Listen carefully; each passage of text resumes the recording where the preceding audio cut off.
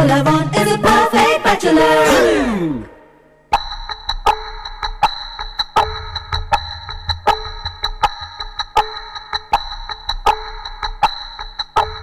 आज परत तो क्षण आलेला आहे परफेक्ट बॅचलर मध्ये, जो तुम्हाला आवडत नाही, मला आवडत नाही आणि माझ्या मैत्रिणींना आवडत नाही, परंतु एक परफेक्ट बॅचलर शोधण्यासाठी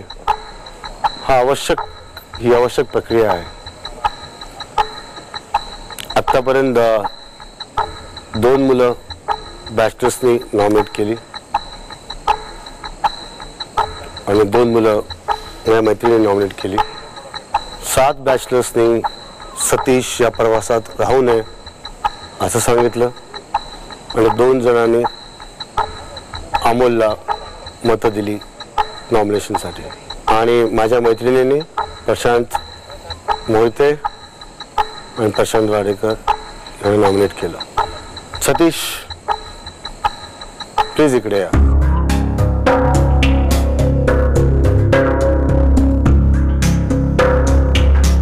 सतीश, तू 2दा नॉमिनेट झालास तुझ्याच मित्रांकडनं.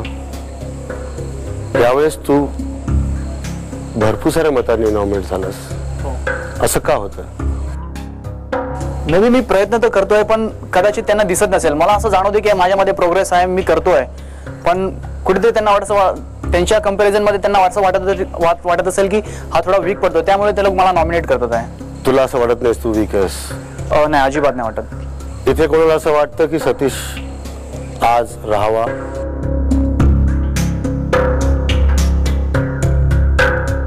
सतीश एकही हात वर झाला नाहीये.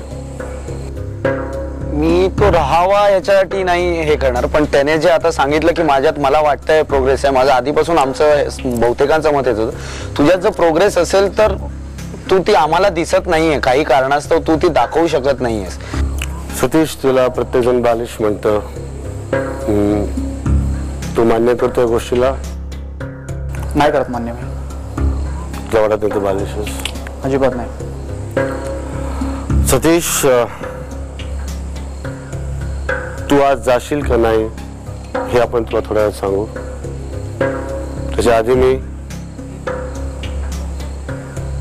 अमोलला बोलवतो.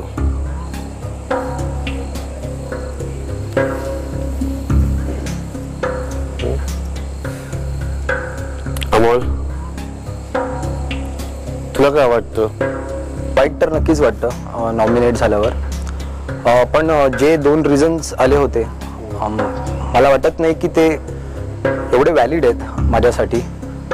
कारण एक रिझन तर भूषणचं होतं की मी तुझं नाव घेतलं म्हणून मी तुझं नाव घेतलं, ठीक आहे, मला ते नाही पटलं. आणि दुसरं रिझन प्रशांतचं होतं की तू उगीच फालतू गप्पा करतो वगैरे. जे काही कमेंट्स माझ्यावर होतात त्यातून मी नवीन इम्प्रूव्हमेंट करण्याच्या दृष्टिकोनातून बघतो, पण मला दोघांचे रिझन्स काही पटले नाहीत तेवढेसे. बॅचलर्स, तुम्हापैकी किती लोकांना असं वाटतं की अमोलने आज राहावं? 3 सोडल्यास बाकी लोकांना असं वाटतं. तुझं काय म्हणणं आहे अमोल बद्दल?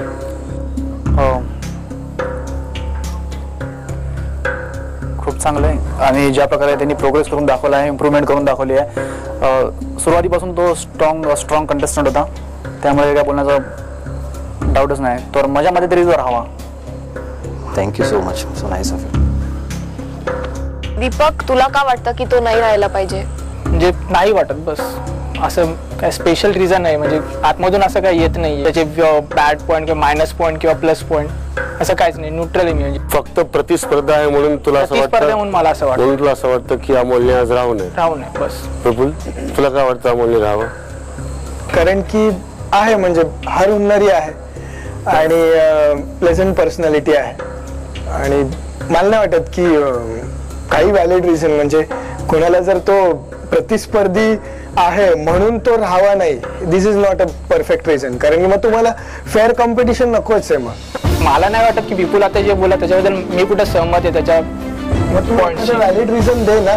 व्हॅलिड रिझन नाहीये माझ्याकडे की असं की विचारलं तर तू सांग ना सरळ की तुला का नकोय तो. मला अरे आतमधून ते येत नाहीये माझ्या की बाबा का नकोय तो. याला काय अर्थ म्हणजे अर्थ आहे याला म्हणजे काय? दिस इज नॉट डन.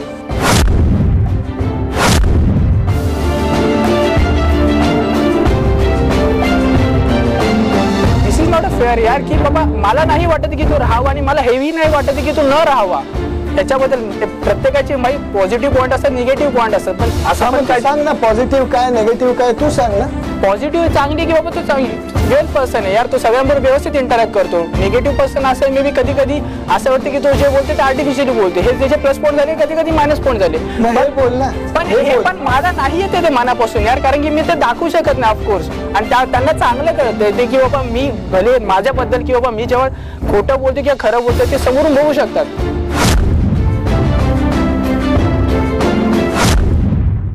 जेव्हा अमोलच्या बाबतीत हे विचारण्यात आलं की तुम्हाला का, म्हणजे तुला असं का वाटतं की अमोल राहावा किंवा अमोल न राहावा, असं जेव्हा विचारलं गेलं दीपकला, तर त्यावेळेस थोडंसं झालं, खटकलं. कारण की दीपक त्याच्या डिसिजनवर फॉर्मच नव्हता. म्हणजे प्रत्येक वेळी तो हेच कारण देतो की नाही मला तो स्ट्रॉंग कंटेंडर वाटतो म्हणून मी हात वरती करतो. पण स्ट्रॉंग कंटेंडर वाटतो ह्याचा अर्थ त्याला फेअर गेम नकोच आहे. एक आहे की बाबा सगळे माझे कॉम्पिटिटर आहे आणि हे कॉम्पिटिशन चालू आहे आणि सगळेजण मला कुठे ना कुठेतरी हिट करतायत की बाबा जसं अमोलचा एखादा प्लस पॉईंट की बाबा तो मे बी कधी कधी जास्त फुटेज खाण्याचा प्रयत्न करतो. म्हणजे एखादं युद्ध जरी होतं तर दोन टीम एकमेकांसमोर उभ्या राहतात, त्या स्ट्रॉंग असतात. प्रत्येकाला वाटतं की बॉस नाही मी समोरच्याला हरवणार, ह्या टीमला पण वाटतं की मी समोरच्याला हरवणार, तेव्हाच ते कुठेतरी ते युद्ध होतं.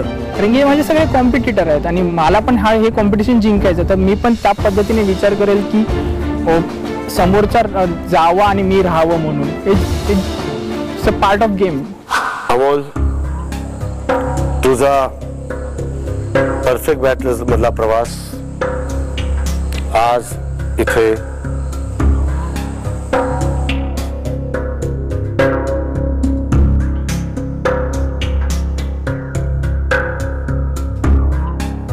संपणार नाही.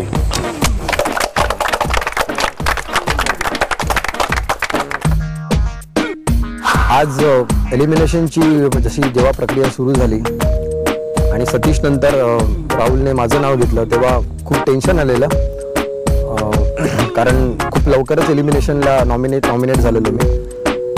पण जसं जेव्हा राहुल बोलला, म्हणजे तुमचं डिस्कशन झालं की तुम्हाला अमोल का म्हणून हवा आहे किंवा अमोल का म्हणून नको आहे, त्याचं रिझनिंग सुरू झालं, तर सपोर्ट खूपच चांगला मिळाला. खूपच चांगला. सगळ्या कंटेस्टंट, सगळ्या माझ्या मित्रांनी हात वरती केला की अमोल राहावा म्हणून. स्पेशली विपुल पण खूप चांगला बोलला. दीपक बरोबर थोडं कॉन्ट्रोवर्सी झाली. तर हे सगळं खूप छान प्रकारे झालं आणि मला त्यांचा सपोर्ट कळला. मला स्वतःला खूप त्याचा आनंदही झाला. प्रशांत आणि सतीश, तुम्ही दोघांनी आज अश्विनी बरोबर गप्पा मारल्या, तिने तुम्हाला जाणून घेतलं, तुम्ही भरपूर वेळ घालवला. सतीश, प्रशांत, तुझा प्रवास आज इथे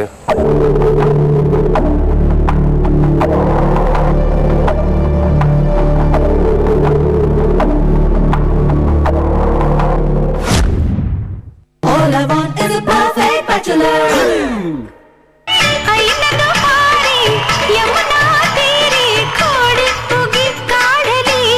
ह्या ज्या जुन्या गवळणी घेतल्यात, खरंच हे जुनं ऐकायला बघायला मिळत नाही. राधे यमुनेच्या काठावर